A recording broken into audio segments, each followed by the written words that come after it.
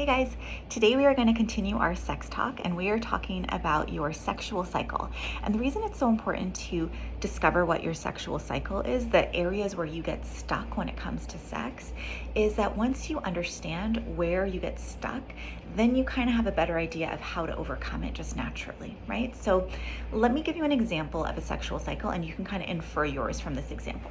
So I had a young couple, a heterosexual couple who has been together for about 2 years, and they came into my office for other things, and then eventually they said, we really want to, as we had stabilized, they said, we really want to work on our sex life because it's feeling like an issue for us.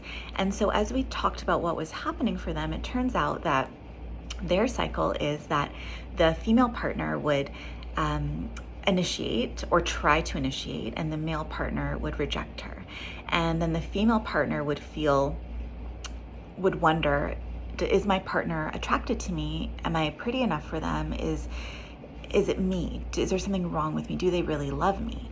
And the male partner would end up feeling really low confidence and wondering if there's something wrong with him, because we have this stereotype in our society that if you're a guy, you should want sex all the time, and if you don't want sex all the time, there's something wrong with you. And then he also worried about disappointing her, and it led him to not feeling very great. It led her to not feeling very great. And so what would happen with her is that over the next couple of days, she would end up being clingier with him and needing reassurance. Do you find me pretty? Do you love me? Can you give me some compliments? And he was not recognizing why, because he would think, of course I find you pretty. Like, of course I love you. What's the problem here? And so he wouldn't really be able to respond to her in a satisfying way. And then they would both feel disconnected. So you can imagine how that impacted them over time. So what we discovered when we were talking about their sexual cycle is we talked about the time of day. First of all, we talked about when does it go well? When do you actually end up engaging in sex? And the answer was, weekend mornings, right? And so what's different about a weekend morning? Well, they're both fresh, they have no place to be, there's less stress.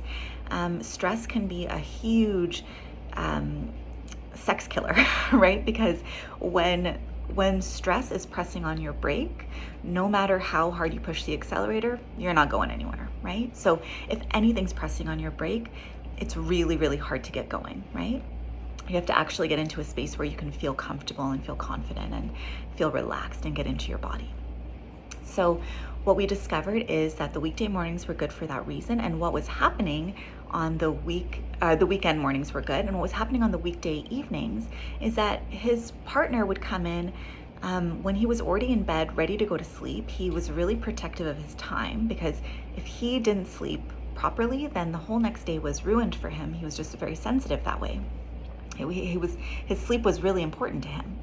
And so she would come in late at night, and want to be intimate. And he was feeling so stressed and low confidence at his job, at his work, that his lack of confidence in that area of his life kind of seeped out into other areas of his life where he just didn't even want to be touched because he was feeling so low confidence. And she had no idea that his confidence affected him so much, that the way he felt in his job affected him so much. And so when she realized that it wasn't actually about her, it really helped her to take those rejections and feel differently about them and not take them as personally. And she was also able to tell him, listen, this is what I need from you. I need to know that you still want me. I need to know that you still find me attractive. One of our needs in a relationship is to feel wanted and attractive to our partner, right? So just having this discussion about their cycle helped her to realize what he's been going through at his work. It helped him to also realize that when he does, like we looked back on some of the times they've had success in bed, and it was usually after he'd had some kind of confidence boost in his life. So maybe he played tennis and he was really good at it, or he did a round of golf and he felt really accomplished. And so he'd come home and he'd be like, yeah, he's feeling good. But when he would just come home from work, he didn't have that confidence boost. If he hadn't done anything else that day except for work and he wasn't feeling great about himself, he actually wasn't able to, had no desire for sex. So thinking about your cycle, your sexual cycle, and how it plays out is so important just to help you establish some of the things that might be getting in the way. It's often just logistical things. It could be a physical health issue, it could be mental health, it could be stress, it could be so many different things that are affecting your desire to be intimate or just how you feel about yourself.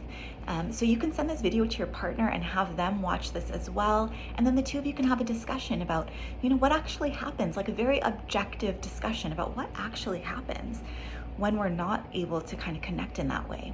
And then of course, you can look at my previous video where I talked about really expanding your definition of sex, how it doesn't have to be just intercourse and foreplay is something completely different. Foreplay can actually be a form of sex. Pleasure in itself is what you're aiming for. So you want to take off the pressure in order to feel more pleasure, right?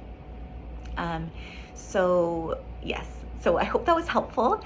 And please feel free to message me with any questions and check out my website. I'm a couples counselor. I help people with lots of issues with their relationship, including sex. And I would love to hear from you if you need additional help.